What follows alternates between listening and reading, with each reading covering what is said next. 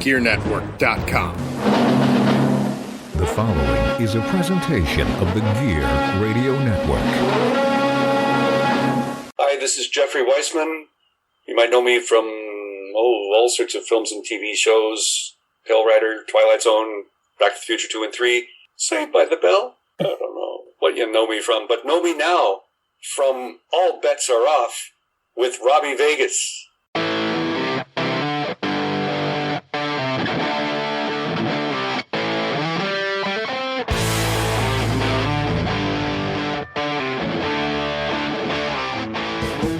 What's up, rock soldiers? This is the rock star Robbie Vegas with another episode of the All Bets Are Off podcast. And today, I am happy to say, I'm having a chat with my buddy Tommy London. Who the fuck is Tommy London? Let me tell you, you may know Tommy from the Dirty Pearls. You may know him from Sirius XM Radio. You may know him from his release last year, Emotional Fuse. Whatever it is that you know him from, we're going to dig into all of that and more today. So stick around.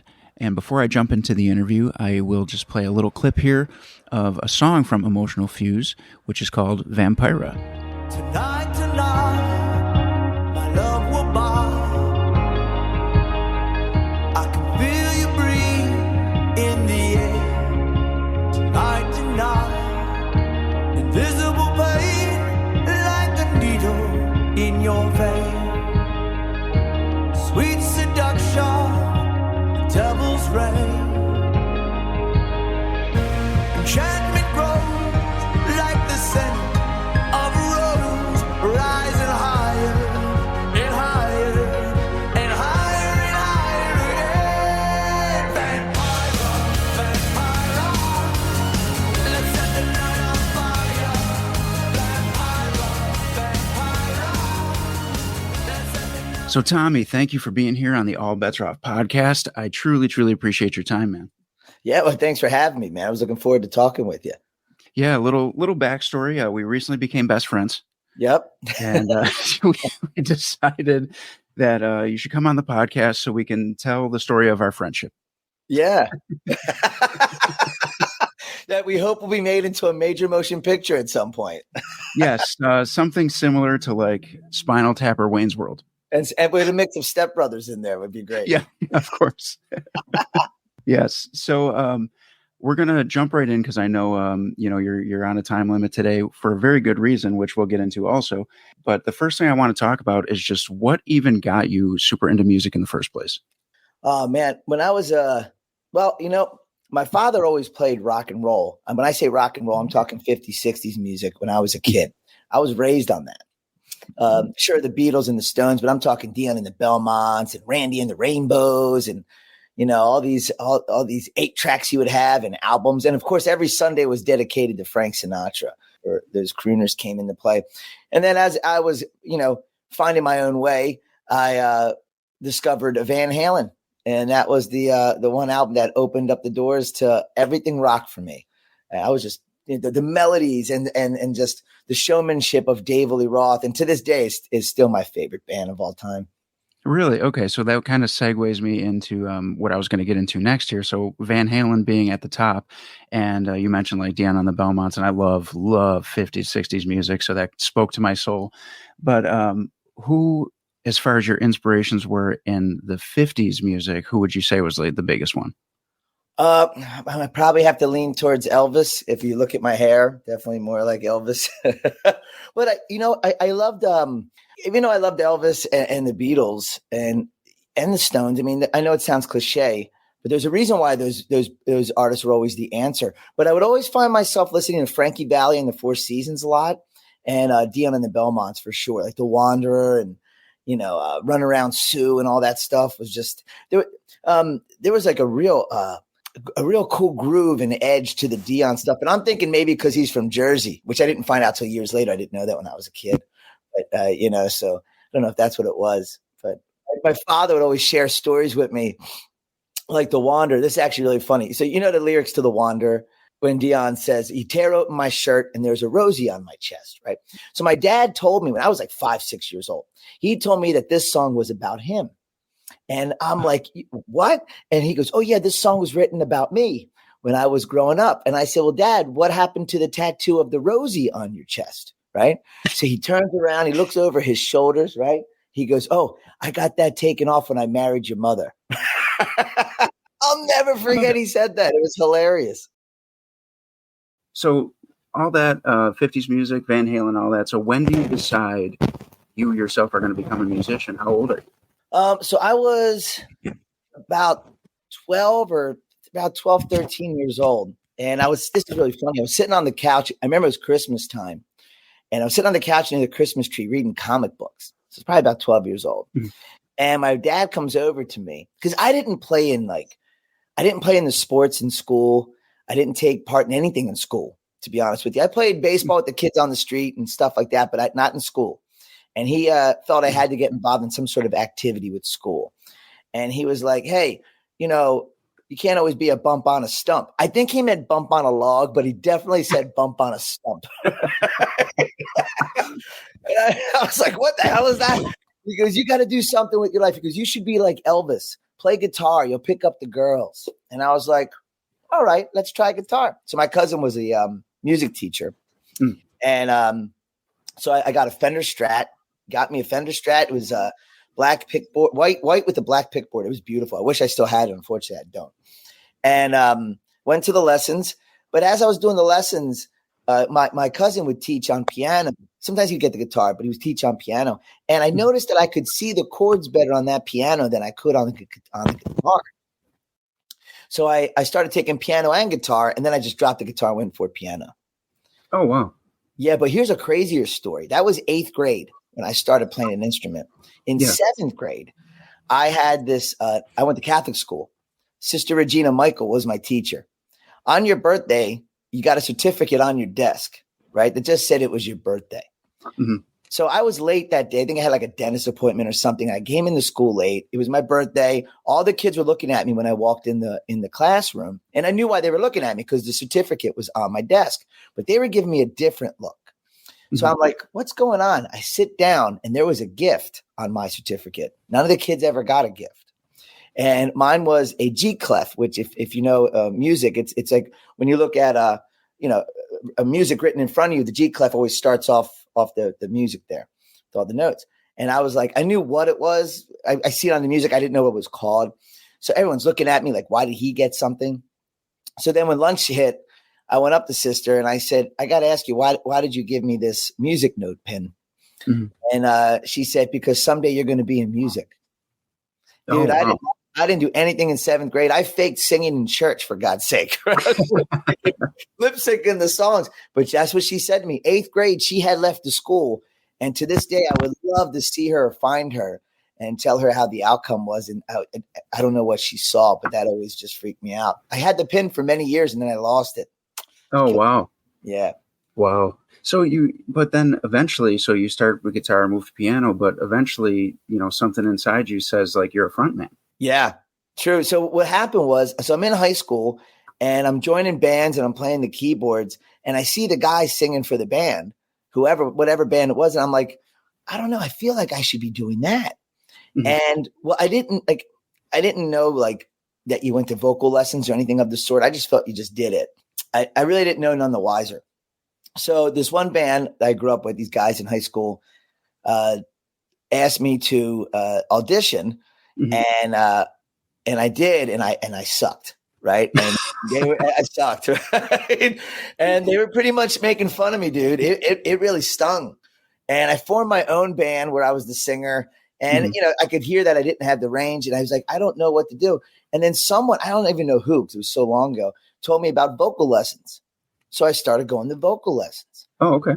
And then I trained my voice, and then I went back years later and auditioned for those guys who made fun of me. And made it into their band. And then I quit and just did my own band. But it was just to prove a point. But, eventually you do, you front your own band and you have success. And that had to be the biggest form of like looking back at those guys with the middle finger in the air, so to speak. And just kind of like, here I am now. What are you guys doing? Yeah. You know what, man? I hate to say it, but it was. So when I moved to New York and all of a sudden I'm doing all these things, like I went for it.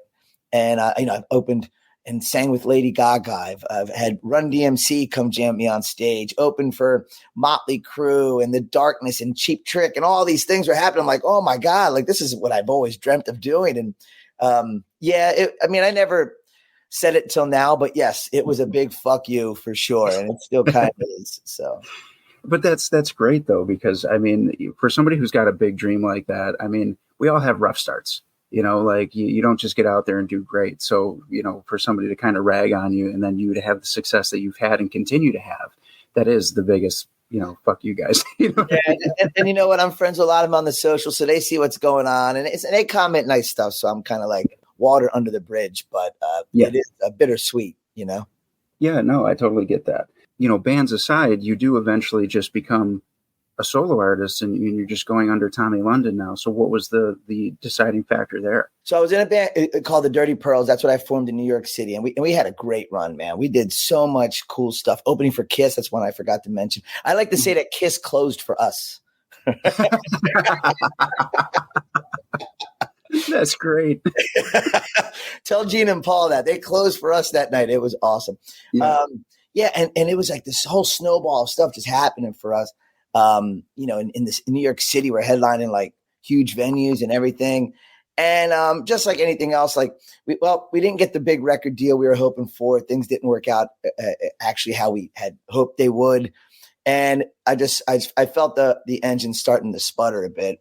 Mm-hmm. And when you lose one guy and then you replace him, and after a while, when you start replacing the parts, you just don't have the same car, Yeah. And even though I loved everyone who was part of it, I just felt like, okay, a lot of the guys in the band at that point were doing their own thing on the side, which is totally cool. Mm-hmm. But when they're more focused on that than this, I start scratching my head and going, okay, well, maybe I should go do my own thing too. And not saying this is done, but I'll go do my own thing. And then I did. And then it just, that's the Dirty Pearls just started fading away. And I focused on the solo career. And that's where I'm at now still, So, I mean, it was a hard thing to do because I'm so used to being in a gang, and to go solo was a hard thing. But, I don't regret it. I put out a record as a solo artist, Emotional Fuse, that I'm very proud of. Honestly, I think it's the best record I ever made. I know that's also probably a cliche to say, but it's true. I mean, go listen and tell me otherwise, So that kind of is where I wanted to take it, was right to Emotional Fuse, because this came out, was it last year, 23? Yeah, I dropped it last year. Yeah, 10 tracks and great release, great solo release. I love the name Emotional Fuse. That kind of draws you in right off the rip, for me anyways, because I'm big on like lyrics and cool album names and things like that. And as the horror movie guy that I am, of course, I listen to Vampira first. Oh, yeah.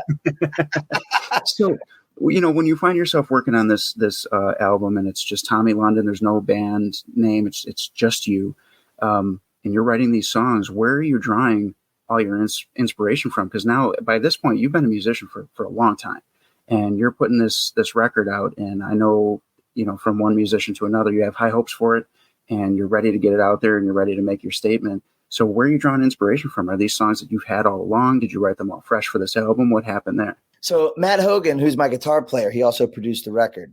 Him and I wrote the songs together. Okay. And what we were doing early on was we were not only writing for a project for him and I, we were also saying, hey, let's try to just become songwriters for other people. So if we went in and I had a country song idea, that wasn't going to be for us, but we would go, let's just do it, just to get the juices. So we wrote some country songs. We wrote a dance song, things we would never use.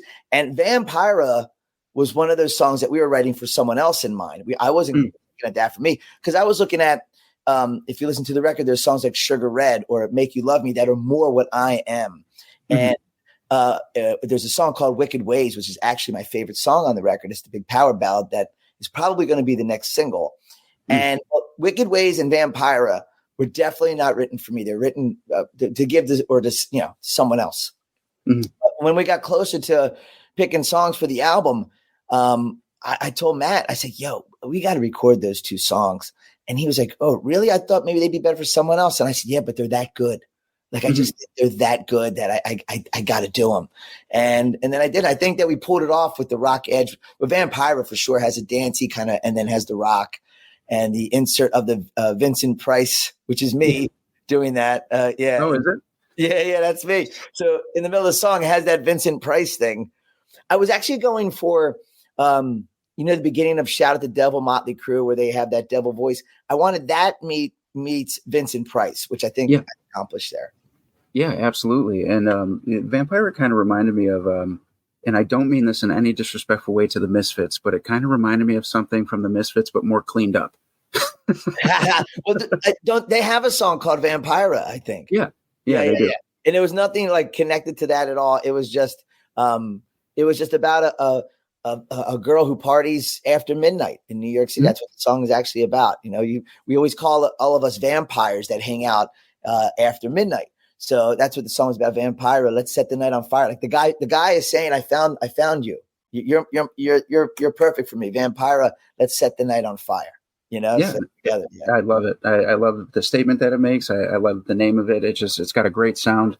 And, just like I said, it just drew me in right away from just the title. Cause again, I'm a guy that sees the words first and I'm like, oh, got to listen to that one first. Well, I appreciate you checking it out, man. That's awesome. Yeah, of course. So now your personal music aside, how do you end up with Sirius? So I got at Sirius XM. This was an accident. A friend of mine, who's like he's an agent, and we were just all hanging out shooting the shit. And he says to me, he goes, "Man, you know a lot about music." I go, "Oh yeah, I know who wrote what song, and I know stuff that's great at the trivia night down the streets. Useless knowledge, as I like to say." He says, "Man, you'd be great on Sirius XM." And I said, "Well, that'd be a great gig." He goes, "I know the president. I'll get you an interview." I said, "Okay, now listen, I've heard all this shit before. You know what I mean? Oh, I'll get you this or that." And early on, I'd be all, "Oh my God, I can't wait." And then I learned, fuck it. Yeah. It's empty promises half the time, man, or it just doesn't work out. And you get all excited for nothing, worked up.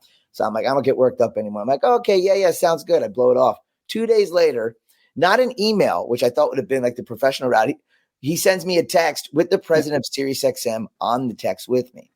But he was that close to him. He felt comfortable like that, like they were buds, So he goes, "Yeah, I'm not hiring anyone right now, but I would love to meet you." I said, oh, "Okay." So I felt like I'm not getting this job, but I'll get a nice tour of Sirius XM. That'll be fun. So I go in, I meet the president, Scott Greenstein, and we hit it off. And I'll never forget, he said to me, he goes, I don't have a lot of people like you here. I want to get you in. And he gave me weekends.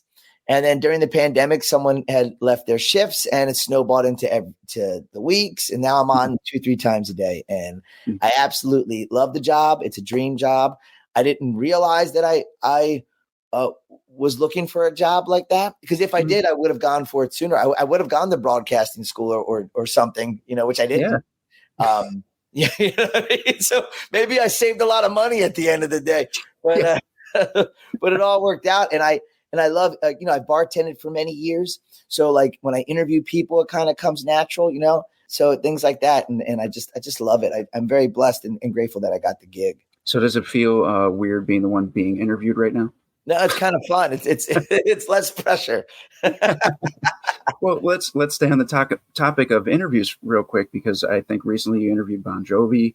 I saw that you were talking to the Goo Goo Dolls, which are hometown boys for me, Bret Michaels and things like that. So that's got to be a really cool experience for you too, to just, because you're talking about what you love with bands that you grew up loving. So that's got to be like a mind-blowing thing for you. Yeah, it is. And when I first did an interview, I was really nervous. And I was nervous because not just me talking to these rock and roll heroes, but also because I wanted to make sure I did a good job. That's why I was really nervous. I didn't want to go in there and like, who's this rookie? This moron asking these stupid questions. Like, I didn't want that. That was the biggest thing for me. And a friend of mine gave me some advice that works at Sirius. And I remember going into interview and he was like, I go, got any advice before I get into the room there? He goes, before you start the interview, have a conversation with them, shoot the shit a bit. So it's like you like almost like you have a friendship that really isn't. But whether you're talking about the Yankees or the weather or a movie you saw or your T-shirt, whatever it is, just to get some little flow going before you get in for the major flow. So I do that every time. Okay. I try to do that every time. And if sometimes the artist has to be rushed in, that's a different case. I think I've only had that happen once. But yeah, so that helps with that. And then, all of a sudden I must have been doing a good job because then the bosses are giving me more interviews. So all of a sudden I'm getting Kiss and I'm getting Motley Crue. And I'm like, my mind's blown because I'm like, man, these are my heroes, And then most recently Bon Jovi, which was a big one for me on his channel. And what was interesting about the Bon Jovi interview, besides interviewing John and the band, was that interview opened up doors for these other interviews of artists that I probably wouldn't talk to because they're not part of my channels.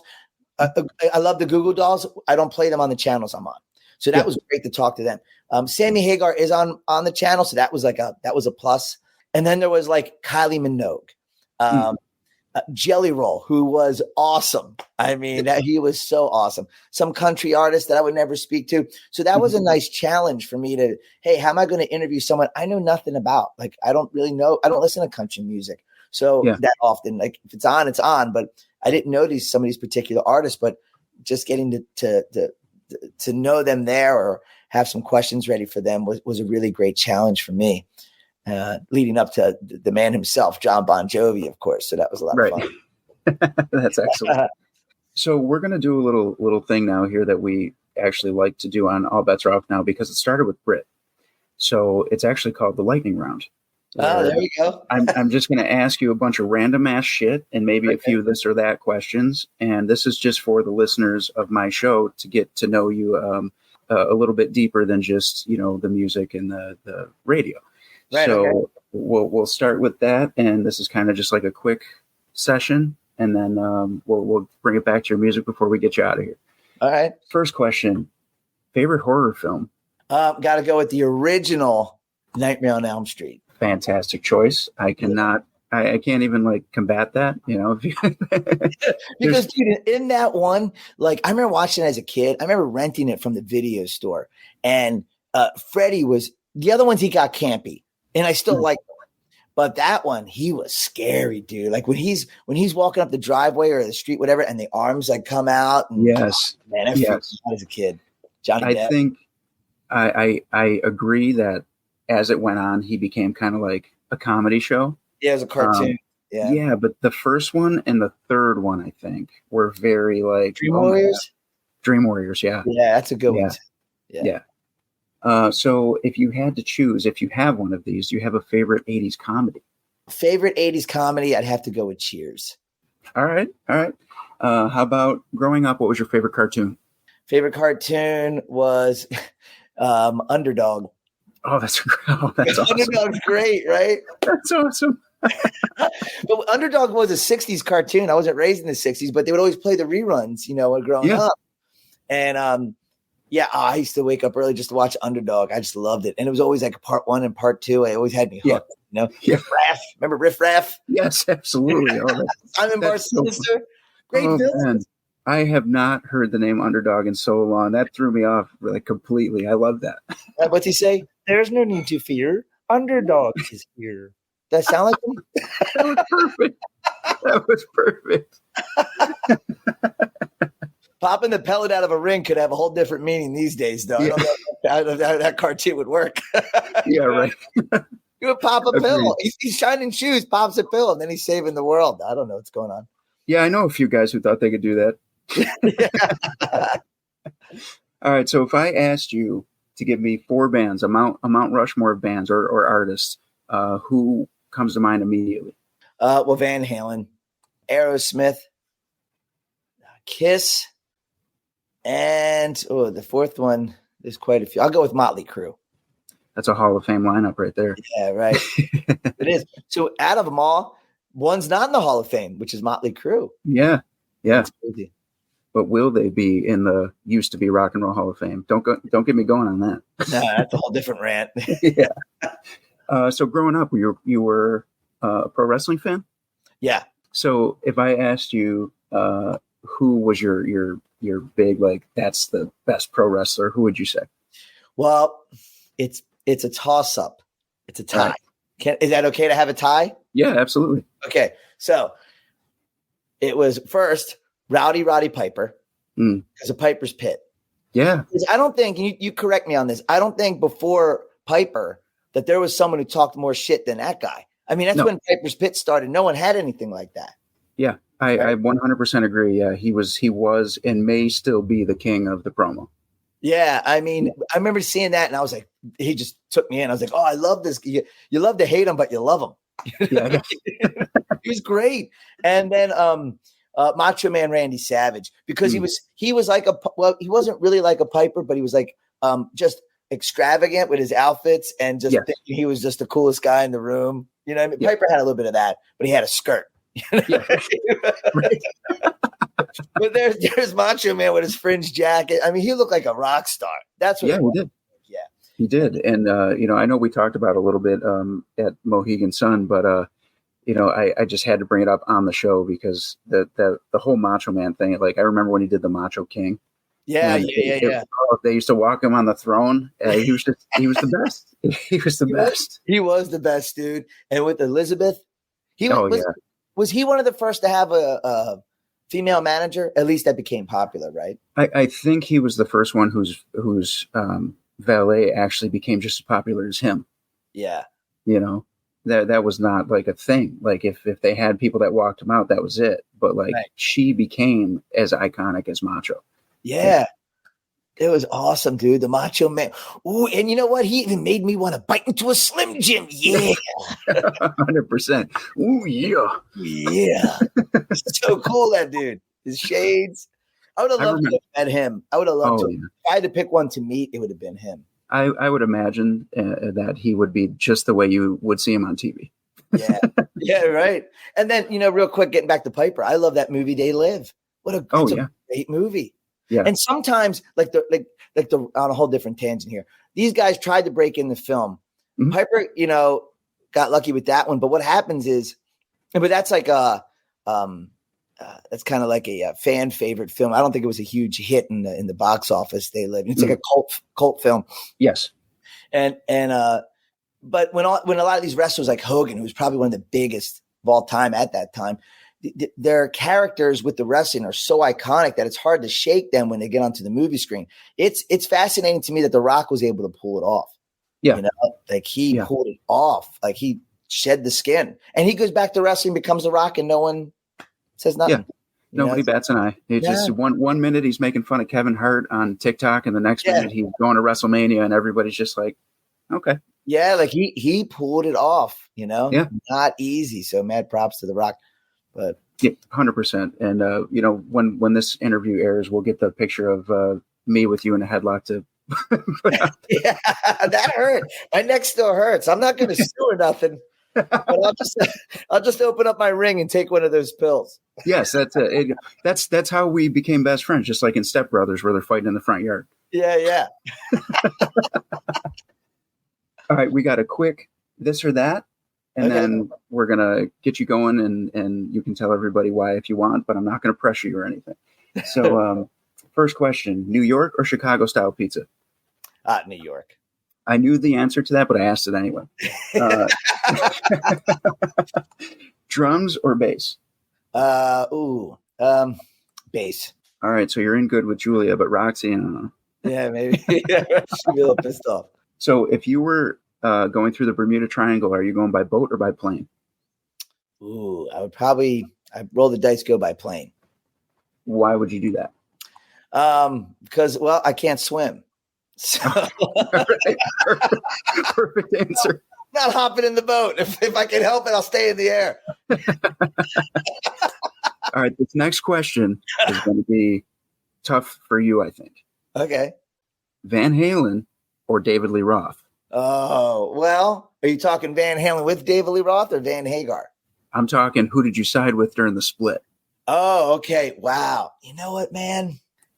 I remember, honestly, it was a toss-up for me. I do love that Eat 'Em and Smile record. I remember I was curious to hear Van Halen with Sammy Hagar at that time, 5150. Mm-hmm. I feel like they went off in a different direction, and Dave kind of stuck to what he did because that was Dave. Mhm. But man, did I side with anyone? I don't know. I have all their records, both sides. What does that mean? Is that a tie? I guess it's a tie. I guess you kind of just you stayed loyal to both sides somehow. You were neutral. I did. I really did. I love all those records. I can't say nothing bad about them. Though I will say this. Yeah, this is kind of crazy. Sammy Hagar, Van Halen records, all the Van Hagar albums went to number one. Mm-hmm. Van Halen never had a number one with Dave. It went to number two. But Dave built the house. Don't get me wrong. And the Roth records, I love Eat 'Em and Smile, like Skyscraper, but they slowly start to fizzle out. And the Van Halen albums didn't fizzle out until they got Gary Sharon on Van Halen 3. I mean, the music's great on that one. And I think Gary Sharon is an awesome singer and frontman. It just chemistry-wise just didn't work. It's not a diss towards anybody. Yeah. It's just how it is. But, Sammy was consistent. And if they would have made a fifth record, I'm pretty confident it would have been number one as well. So. Yeah, I agree. And I'm not going to lie. I side with Van Hagar because of what you just said. I really do. You know what? And hey, I'm wearing a Skyscraper shirt. Yeah. So I had to teeter the line to go to look at right. And I went for the other ones and I got the friggin' shirt on. That's fair. That's fair. All right. So we're going to start to wrap this up now because I know you got to get going. Do you want to tell everybody what you're doing today or is that something we're keeping under wraps right now? I'm going to the recording studio. Yeah. To tap on a song, which will be revealed soon. Yeah. Okay. Excellent. And I'm on the socials and you'll see. What's actually next for you? Not, you could talk about Sirius or your music. Like what's coming up that you can tell people about right now? Well, I'm working on some new music. I'm working on a video for, I got to get on that, a music video for Wicked Ways off my album Emotional Fuse, which will be the next single I push. I've got some really cool interviews lined up at Sirius XM, and I don't know if I'm able to reveal who the interview's with. I'll tell you this. The Rock and Roll Hall of Fame just announced their nominees who can possibly be inducted into the Rock Hall. This person is on that list. Ooh. That's all I'll say. You could probably do the math and figure it out because I don't know if I'm allowed to say it. But yeah, you could go on that list and you'll figure it out. Fantastic. Yeah, so that's all happening. And I've been busy doing my shows, hanging with my girlfriend, doing fun stuff, Brit Lightning, and seeing where the day takes us. It's always an adventure. But yeah, man, it's been pretty much it. All right, awesome. Well, before you get out of here, let's get you to plug your social medias, plug your shows on Sirius, and then you can go and do your thing in the studio. Yeah, you can always find me on Sirius XM, Classic Rewind, Hair Nation, and Ozzy's Boneyard. The schedules vary there, so you just tune in, you'll catch me. My album Emotional Fuse you can find online, and socials. Instagram's always best at official Tommy London. Of course, you can find me on Facebook and Twitter Twitter or X, whatever they're calling it this week. And I don't know, they change it, same shit, Yeah, right. Just search for Tommy London, you'll find me, and then we can keep in touch. All right, fantastic. Well, thanks for being here, man. I appreciate it. Thanks for having me. I love you, bro. I was looking forward to this. I couldn't wait to hear it. Well, I was going to tell you I loved you too, but I was like, should I say it before him, or is Britt listening, or like what? Like, are the girls going to call us and be like, what the fuck? I know about the bromance. Did you hear that? She goes, I know about the bromance. She approves. That's right. So now we can do a Valentine's Day special next year. Yes, exactly. Because now they're aware. Yeah, they're aware, so it's all good. All right, man. Well, I appreciate it. And, get in the studio, kick some ass. All right, brother. Sounds good.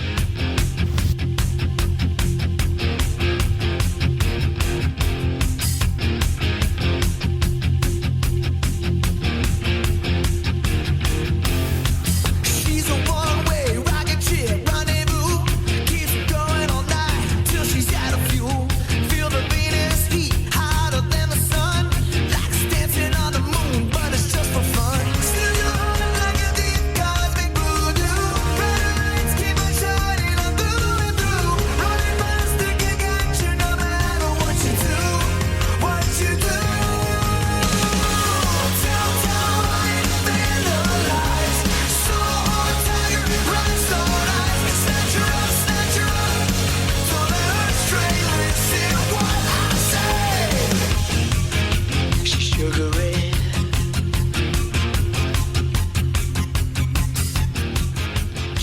right, once again, Rock Soldiers, that was Tommy London, and the song that you just heard was called Sugar Red, and that is also off of Emotional Fuse, so make sure you check that out and follow him across the board on social media to see what he's got going on next.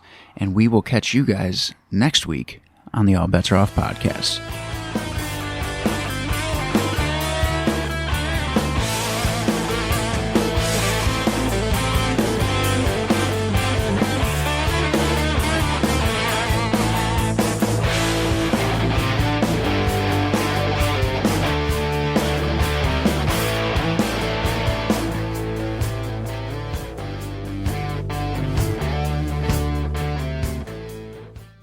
The preceding presentation has been brought to you by the Gear Network.